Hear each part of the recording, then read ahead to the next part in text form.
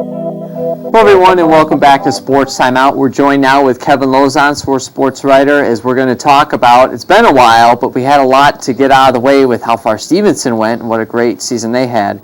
But we're going to talk about the Spring Sports Award winners.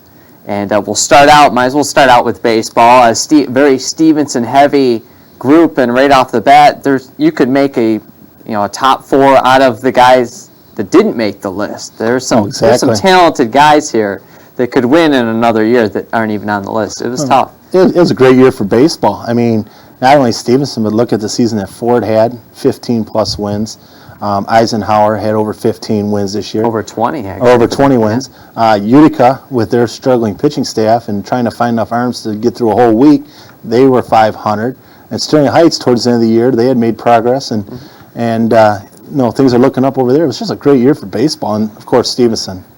I think I did say at the beginning of the year that they could win the state championship. You might have. That tape has been lost, by the way, so we can't confirm or deny your... we'll go to the archives. I'm sure there's somebody in Sterling Heights that remembers that. Yeah. What do you got for baseball for your top four?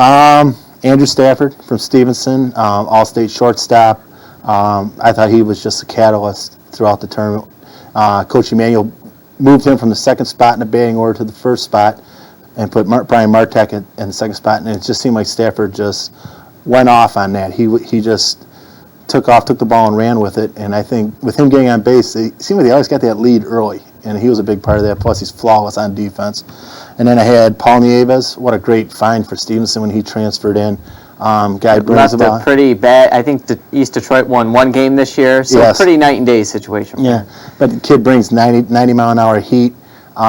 What a gutty performance in the quarterfinals. Hadn't pitched more than 2 or 3 innings all year at one time. Goes out there, throws 8 innings, gets a complete game victory.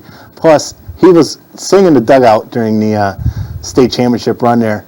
He was the guy that made everyone in that dugout bomb together, it seemed like. He was always talking, always kept them loose. Just a great team player. And then I had Matt Gerby from Eisenhower as my third choice. Junior had a great season. It seemed like every time I went to a game, he hit another bomb, as Aaron Carpenter would say, who did not make my list, but probably could have. He's one of the guys that you were talking about. Then Aaron Belfiore, 10-0 on the season, complete game victory in the state semifinals against Grosse Pointe South.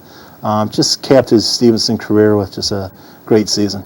I had a real hard time with this because for me, I tend to go for guys who dominate on the mound and in the field, and if you can control that, you can control a lot of aspects of the game.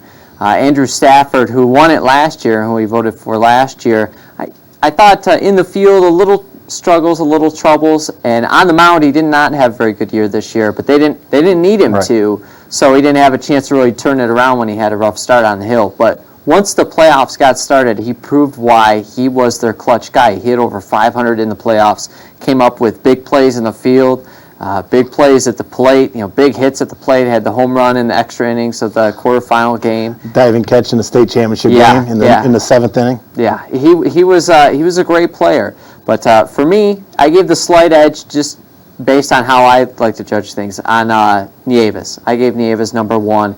Earned run average, less than a half a run a game. He was their closer, had 5 saves this year. As you said, the big clutch performance in the quarterfinal. He came up with the hit, basically the only hit, as opposed to like a bleeder in the championship game. And I liked Nieves 1. I had Stafford 2. I had Aaron Belfiore 3. Great clutch pitcher for them. And I had Carpenter 4. Great defensively. But how did the vote turn out? The winners, Stafford 1. He was number 1, so you're right on that. Nieves 2. I was right on that. Yeah, Gerby finished 3rd. 3 for 3. Yeah, and Belfiore finished 4th. So there's a first time for everything. That's a first time for everything. Congratulations. Yeah, thank you. Now on to softball. I picked Jessica Krebs number 1. I had never seen someone improve from one year to the next as much as I saw J.K. for Stevenson this year. Finished 24-10, an earned run average under 1 run per game. 195 strikeouts in about 200 innings, only 40 walks. That was a great improvement over her last couple years. And she could have been even better, but that offense really went silent down the stretch for them. I took Becca Butte-Miller 2nd. Great shortstop for Ford, 8 home runs this year. Solid defense in the field. McAnally 3rd.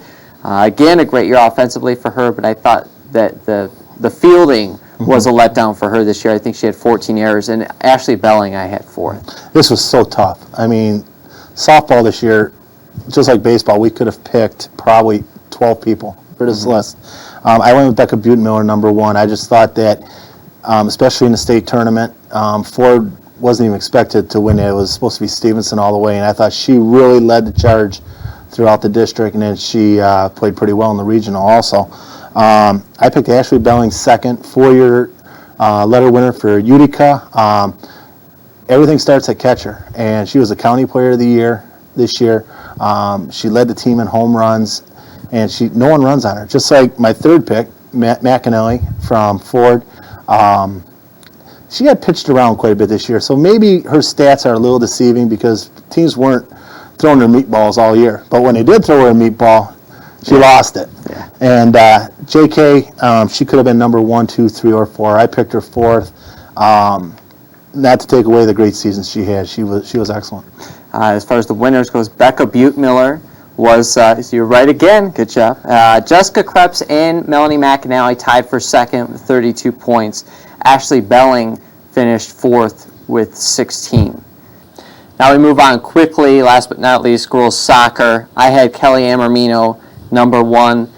Just kind of the girl next door, but she lulls you to sleep out there, and then she kills you. 11 goals, 11 assists. Great year for Stevenson, ranked 3rd in the state most of the year. Elena Sobolik, Eisenhower's most versatile player, I thought. Played offense, played defense, great in the midfield. Nicole Gibson had a great year for Stevenson, finally healthy, and we got to see what she could do out there. And Katie Zundell, Carl Trito said she's the best player he's ever seen in the air, and I would have to agree with him. She was great in the air this year. Oh, most definitely. I picked Kelly Amormino 1 for every reason you said. Gibson, I had her 2nd. She was healthy this year, and you can see her full potential and all the talent that she possesses. I like Tammy Edmonds from Eisenhower. She's had a great season. A lot of times, Elena gave her the ball for those goals, but I think she had like 17 or 18 goals this year. And then I had Katie Sundell also. I thought in the air, no one put the ball in the back of the net better than her. Would have been nice to see what Zundell could have done with an older, more veteran team around her. She was working with a young squad. Winner for girls soccer, Amormino, 2nd year in a row. Nicole Gibson, her teammate, finishes 2nd, so Stevenson goes 1-2. Katie Zundell finishes 3rd. Okay, I was a little off on that one. And then we got a tie for 4th. Elena Sobolik and Heather Pulowski, the Ford goalie, who seemed to play better in the big games for Ford. Once she faced more shots, she got into a rhythm and played really well for them. Talking about shots, I think our shots are all done with here. Yeah, 2 repeat winners this year, too. Stafford and Amormino go back-to-back their junior and senior year, and I guess we'll go back-to-back with you and have you on pretty soon for football, which is right around the corner. And girls basketball. Yeah, exactly. Well, thanks for coming on. No problem. And that'll do it for this edition of the Sports Timeout. Thanks for watching. Hope you enjoyed the show. We'll see you next time.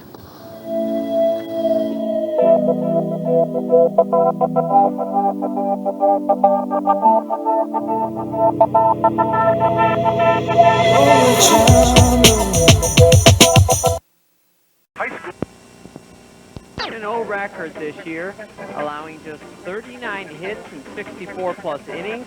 His earned run average sub-zero at 174, 32 walks, 52 strikeouts. He also hit .337 and drove in 28 on the season at the plate. Chris Zubak also makes the list. The Titan transfer went 9-2 his senior season, 62 plus innings, only 48 hits allowed. He walked 24 and struck out a team high 57. He had a 2.02 earned run average and drove in 12 runs as a hitter. Aaron Carpenter makes the first team All-County. The Titan catcher went through an entire season without committing an error. He had 5 home runs, 30 runs driven in, a .413 average, and he tied for the team lead with 8 runs driven in playoffs. Ryan Joseph of Ford makes the first team All-County. Senior hit 1 homer, 13 ribbies, had 9 steals, and hit .427 for the Falcons his senior year. His on-base percentage was .500. Frank Persicino makes the All-County first team as a junior. Persicino set the school record for RBI in the season with 44. He had a .407 batting average, struck out just one time in 123 at-bats. He was also 3-1 on the hill with a .366 earned run average. Andrew Stafford makes the first team. Stevenson shortstop had an outstanding senior campaign, leading the team in 10 different offensive categories, including at-bats, runs, hits, where he had 59. He had 16 doubles, 3 triples, 8 home runs, 19 walks, a .472 batting average, 10 stolen bases, and he set the school record for slugging percentage as he slugged .840. He was also 12 for 22 with 11 runs scored in the playoffs, and he drove in 37 runs on the season. Brian Martek also makes the first team All-County. The Stevenson center fielder scored 46 runs and had 46 hits in his senior campaign. He drove in 17 runs, stole 7 bases, and hit .414. His on-base percentage was .541. He also threw a no-hitter on the mound. Paul Nieves, another Titan transfer, makes the first team, making him the 7th Stevenson player on the first team All-County list. 7 home runs, 41 runs driven in for Nieves. He had 9 steals, hit .400, and slugged .661. On the mound, he was dominant, going 2-1, 28 1/3 innings, gave up just 18 hits, 9 walks, and 30 strikeouts. His earned run average, a sparkling 0.49. Jeff Gerby of Eisenhower makes the first team All-County. The Ike Jr. hit 4 homers and drove in 34 runs for Eisenhower, both team highs. He hit .409, and on the hill he pitched 50-plus innings, going 5-4, 19 walks, 40 strikeouts, 4 complete games, a .348 ERA. On to the All-County second team. Tyler Frazier of Ike makes the list. 41-plus innings, 20 walks, 39 strikeouts, a 5-3 record with 3 saves, and an earned run average of 1.9. Aaron Hastings of Ford makes the list. 49-plus innings for the Falcons senior, a 5-1 record, 25 walks, 39 strikeouts, and a 0.85 earned run average. At the plate, Hastings smacked 7 home runs, drove in 21 runs, walking 17 times and slugging .716. Dave Malinowski of Sterling Heights had a fine career. He finds himself on the second team with 39 hits, 21 runs driven in. He scored 18 runs and hit .488 on the season. He's joined on the second team by teammate Josh Veith, who had 44 hits and drove in 22 runs. He also scored 22 times and hit .449. Denny Metcalf rounds off the second team All-County list. The Eisenhower leadoff man had 30 hits his senior year, driving in 19 runs. He hit .345. Walking 23 times, and he stole 11 bases. Those making the All-County honorable mention list include Eisenhower catcher, senior Sean S. He had 36 hits and 13 ribbies his senior campaign while hitting .409. Jeff Pickens of Utica makes honorable mention, 3 homers, 20 runs driven in, and a .412 batting average his senior year. And Josh Johnson also makes the honorable mention list, hitting .408 with 16 runs driven in. He pitched 41-plus innings, going 3-3, and had a 3.05 earned run average. Well, that'll do it for this edition of Sports Timeout. One final note, Ford graduate Craig Krenzel was released by the NFL Chicago Bears a few weeks ago, only to be picked up days later by the Cincinnati Bengals. Krenzel is somewhat of a hero in Ohio as he led the Buckeyes of Ohio State to a national title in the senior season. That'll do it for this edition of Sports Timeout, though. Thanks for watching. We'll see you next time.